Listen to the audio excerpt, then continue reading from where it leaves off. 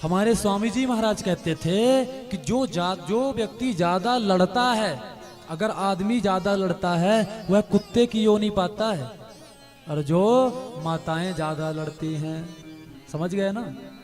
हाँ, अब हम नहीं बोलेंगे। तो ये बात है, तो ज्यादा लड़ना नहीं चाहिए।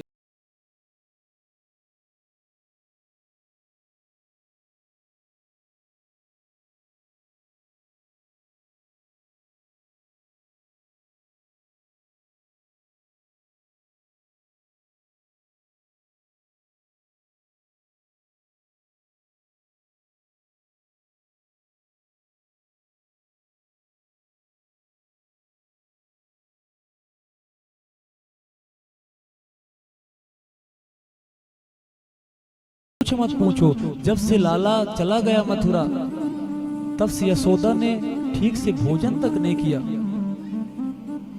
केवल रोती है। जब जा करके देखे, यशोदा मैया कह रही लाला सो जा, लाला सो जा, रात ज्यादा हो गई है, सुबह गैया लेके भी जाना, लाला तू सो जा।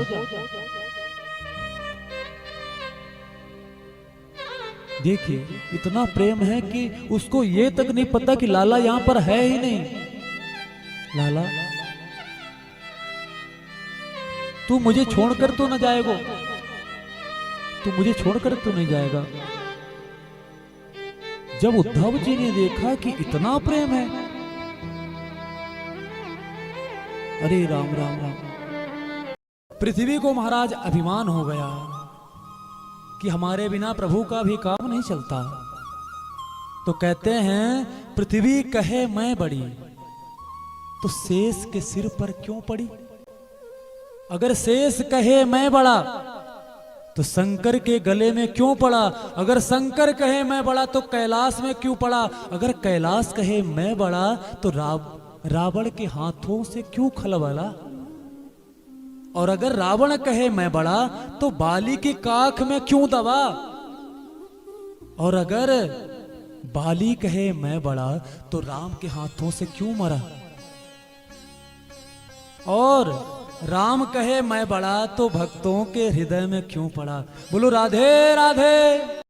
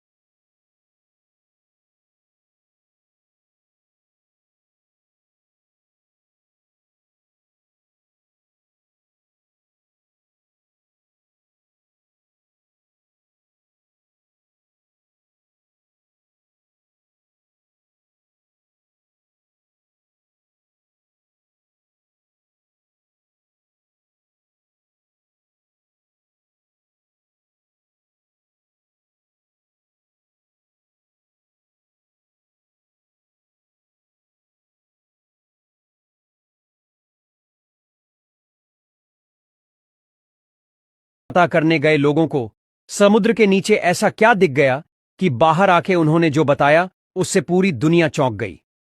रिसर्चर बताते हैं कि जब वे समुद्र के 130 फीट नीचे गए तो वहां उन्हें एक पूरा का पूरा शहर देखने को मिला।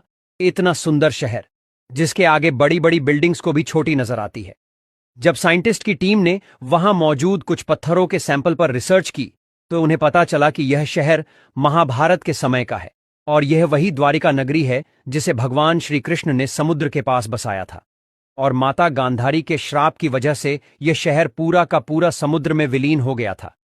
लेकिन आज भी यह शहर पूरा वैसे का वैसा समुद्र में देखने को मिल जाता है। तो इतने चमत्कारी दर्शन करने के बाद कोई घमंडी ही होगा जो कमेंट में जय श्री कृष्ण ना बोले।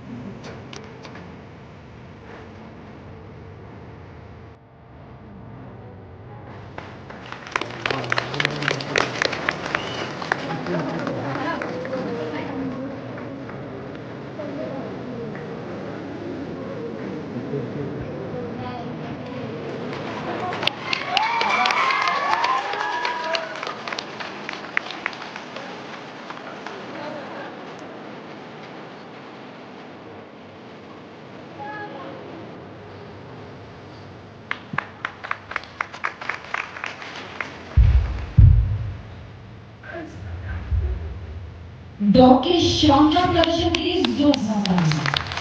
तो भगवान के सन्मुख जीव हो जाता है तो भैया जन्म जन्मांतर के पाप नष्ट हो जाते हैं। कहते हैं दुख आता है पाप से, सुख आता है पुण्य से।